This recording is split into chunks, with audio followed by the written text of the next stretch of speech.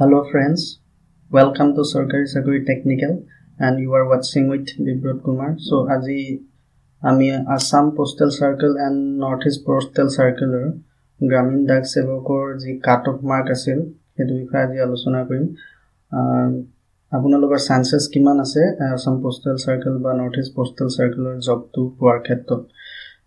তো হেতু আমি আগলৈ আলোচনা কৰিম তাৰ আগতে আমি চাই লও আহক আমাৰ চেনেলটো কেনেকৈ সাবস্ক্ৰাইব কৰিম Jobs and tech related video homo sabor babe subscribe korok amar sarkari sakori technical channel aru logote bell iconot click korok amar hokolu dhoronor update bur hokolot koi prothome sabor babe acha atom marks or bikhoye alochona korar agote sumu ke jani lo je Assam Postal Circular post homo kiman asil aru keneko ki asil tar bikhoye olop janai diu Assam Postal Circular total post asil total vacancies asil 467 numbers tate your mane unreserved karone asil 250 numbers OBC karone asil 120 numbers ST karone asil 33 numbers aru SC karone 64 numbers etu asil Assam Postal Circular eta ami sao Northeast Postal Circular kiman vacancies asil Northeast Postal Circular GDS or karone asil total vacancies 748 numbers tate you are mane unreserved vacancies asil 372 numbers OBC asil 34 numbers ST asil 299 numbers SC asil 43 numbers ইয়াতে মই কেটামান কথা জানাবলৈ বিচাৰিছো যে যেটো আমাৰ Assam Postal Circular বা Northeast Postal Circular যেটো সিলেকশন হ'ব এই selection process to completely merit basis ত হ'ব আৰু এই সিলেকশন to completely আপোনালোকে যেটো marks obtain কৰিছে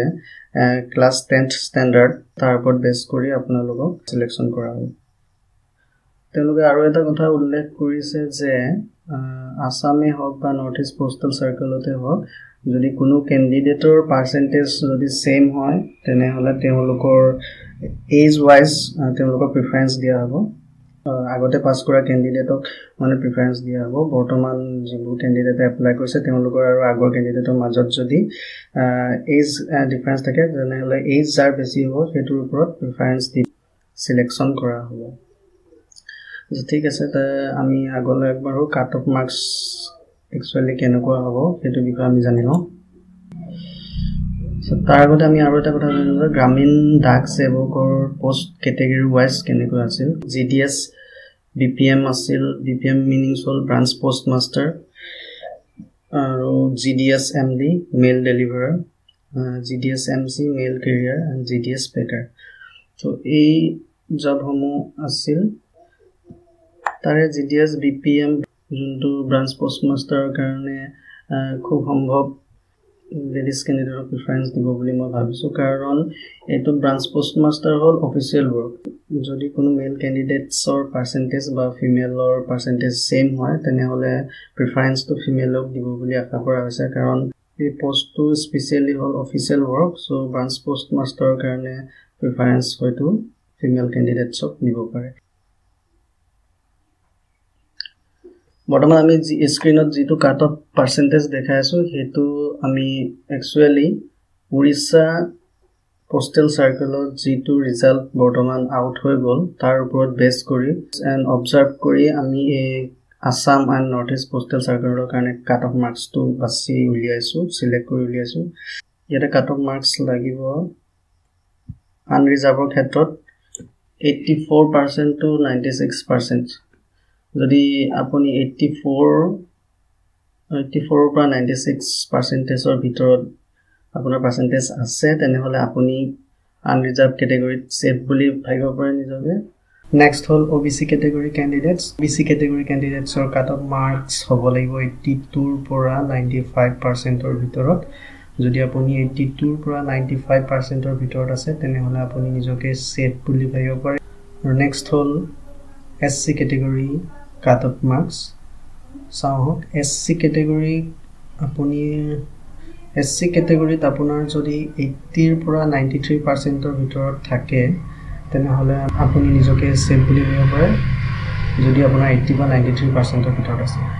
আৰু নেক্সট হল ST ক্যাটেগৰি ক্যান্ডিডেটস ST ক্যাটেগৰি ক্যান্ডিডেটছৰ ক্ষেত্ৰত হল 75 to 85% যদি আপোনাৰ পাৰ্চেন্টেজ 75 ৰ পৰা 85 ৰ ভিতৰত আছে তেনেহলে আপুনি এই সিলেকশন প্ৰসেছৰ কাৰণে সেফ বুলি ভাবিব পাৰে ভিডিওটিত মই আগতেও আপোনালোকক কৈছিলো যে বৰ্তমান যেটো আমি কাট off marks cut off percentage দেখাই আছো হেতু কমপ্লিটলি উৰিষ্যা পোষ্টেল সাৰ্কুলাৰ যেটো ৰিজাল্ট উলাল হেতুৰ ওপৰত আমি অবজাৰ্ভ কৰিহে বনাইছো পুৰে নহব পাৰে তথাপি এটা ধাৰণা কৰিছো যে আসাম ষ্টেট এণ্ড নৰ্থ ইষ্টৰ কাৰণ নৰ্থ ইষ্টৰ যিবোৰ ষ্টেট আছে তাৰ মিনিমাম কাট অফ পাৰ্চেন্টেজ বোৰ ইমানে হ'ব লাগে বা ইয়াতকৈ তলতো আহিব পাৰে নয়তকৈ ওপৰতো যাব পাৰে কম বেছিটো হ'ব পাৰে হেতু আমি এটা অবজাৰ্ভ কৰিহে উলিয়াইছো এটো কমপ্লিটলি তেওঁলোকে দিয়া কাট অফ মাৰ্ক নহয় আৰু এটো পাৰ্সোনাল অপিনিয়নৰ ফালৰ পৰা চাৰ্টখন মই বনাই উলিয়াইছো আপোনালোকে ভয় কৰাৰ কোনো প্ৰয়োজন নাই আপোনাৰ ৰিজাল্টৰ কাৰণে ওয়েট কৰক আৰু সিলেকশনটো আপোনালোকৰ অটোমেটিক হ'বই জানি গতিকে ওয়েট কৰক ৰিজাল্ট কি হয় তেতিয়া নিশ্চয় গম পাবই আজিৰ এই ভিডিওটি চোৱাৰ বাবে আপোনালোকক বহুত বহুত ধন্যবাদ আৰু আপোনালোকৰ বহুমূলীয়া কমেন্টসমূহ আমাৰ কমেন্ট বক্সত দিবলৈ নাপাহৰিব আৰু এই ভিডিওটি লাইক আৰু শেয়াৰ কৰিবলৈ নাপাহৰিব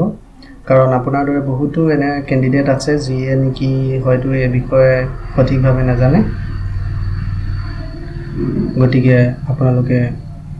লাইক আৰু শেয়াৰ কৰক লগতে কমেন্টও কৰক আৰু যদি আপুনি এতিয়ালৈকে সাবস্ক্ৰাইব কৰা নাই আমাৰ চেনেলটো আজিয়ে সাবস্ক্ৰাইব কৰক কাৰণ আমি আহিবলগীয়া যিকোনো ধৰণৰ ভিডিও জব ৰিলেটেড ভিডিও বা আসাম পোষ্টেল ৰিলেটেড ৰিজাল্টৰ বিষয়ে আমি ইয়াত আপোনালোকক দেখাম গতিকে আমাৰ চেনেলটো আজিয়ে সাবস্ক্ৰাইব কৰক সো থ্যাঙ্কস ফৰ ওয়াচিং